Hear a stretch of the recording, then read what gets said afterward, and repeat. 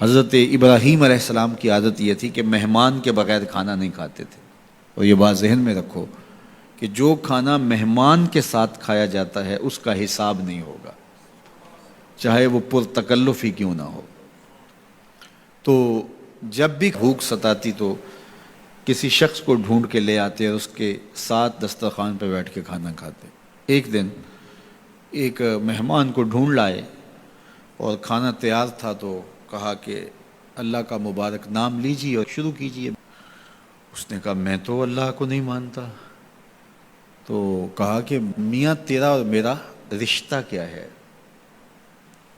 میں تجھے اللہ کے نام پہ ہی تو کھلا رہا ہوں کہ تو اس کا بندہ ہے، اور اگر تو اس کا نام ہی گوارا نہیں کرتا تو پھر کیا باقی بچا؟ اس نے کہا روٹی کے چند لقموں کے لیے میں اپنے بت سے بے وفائی نہیں کر سکتا. میں بتوں کا پجاری ہوں اور مجھے بھوک بھی لگی ہے، لیکن میں اپنے بتوں سے بے وفائی نہیں کر سکتا. تو حضرت ابراہیم نے فرمایا تو اتنا غیرت مند ہے، اپنے بتوں کے ساتھ تیری یہ وفا ہے، تو سن پھر میں بھی اللہ کے نام کے علاوہ تجھے ایک لقمہ نہیں دے سکتا. اس نے کہا کوئی بات نہیں، اٹھ کے چلا گیا. وہ چلا گیا تو جبریل آ گئے، رب کا سندیسہ دیا، ابراہیم تو نے میرا بندہ ناراض کر دیا. یا اللہ وہ تیرا بندہ تھا، تیرا نام لینا گوارا نہیں تھا. کہا ابراہیم اس کی عمر کتنی ہوگی؟ مالک 70-80 کے پیٹے میں ہوگا. تو کہا اتنا عرصہ ہو گیا نا کہ میں اس کو دے رہا ہوں، تم ایک دن نہیں کھلا سکے. اب ابراہیم علیہ السلام ان کو ڈھونڈ رہا، وہ پہاڑ چڑھ رہا تھا تو آواز دی، او میاں آ جاؤ کھانا ٹھنڈا ہو رہا ہے. اس نے کہا آ جاؤں گا لیکن تمہارے رب کا نام نہیں لوں گا. کہا نہ لینا، آ جاؤ. آیا دسترخوان پہ بیٹھا، کھانا شروع ہوا تو کہنے لگا کہ پہلے تو بڑے غصے میں تھے، جلال میں تھے کہ رب کا نام نہیں لوگے تو کھانا نہیں دوں گا. ایک دم تبدیلی کیسے آ گئی؟ کہا اسی رب کا سندیسہ آیا ہے کہ مجھے بھی تو اتنا عرصہ ہوا کہ دے رہا ہوں، تم ایک دن نہیں دے سکے. تو اس نے کہا تیرا رب اتنا مہربان ہے تو مجھے بھی اس اپنے رب کا غلام بنا لے.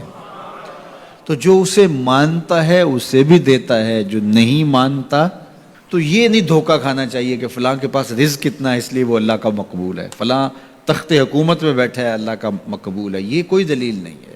کتنے لوگ ہیں جو اس کے منکر ہیں، اس کے وجود کے منکر ہیں، لیکن اس کے باوجود ان کو اتنا عطا کرتا ہے. بلکہ فرمایا اگر تمہارا مجھے لحاظ نہ ہو تو کافروں کے گھروں کی سیڑھیاں بھی سونے اور چاندی کی ہوں، چونکہ ان کو سب کچھ دنیا پہ دے دیا جائے گا، آخرت میں ان کا کوئی حصہ نہیں.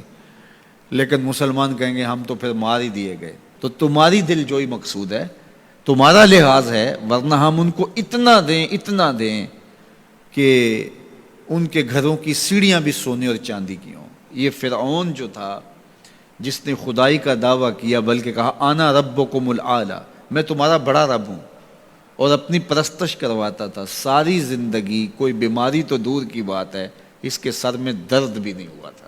رزق اللہ اسے بھی دیتا ہے جس سے وہ پیار کرتا ہے، اسے بھی دیتا ہے جس سے وہ پیار نہیں کرتا. وہ صرف رب المومنین نہیں ہے، وہ رب العالمین ہے. صرف مومنوں کا رب نہیں ہے، وہ تمام جہانوں کا رب ہے. لیکن دین صرف اسے دیتا ہے جس سے وہ پیار کرتا ہے، جس سے وہ محبت کرتا ہے. یہ بات ذہن میں رکھیے گا کہ اللہ کی محبت کی دلیل یہ ہے کہ آپ کو دین دے دیا گیا.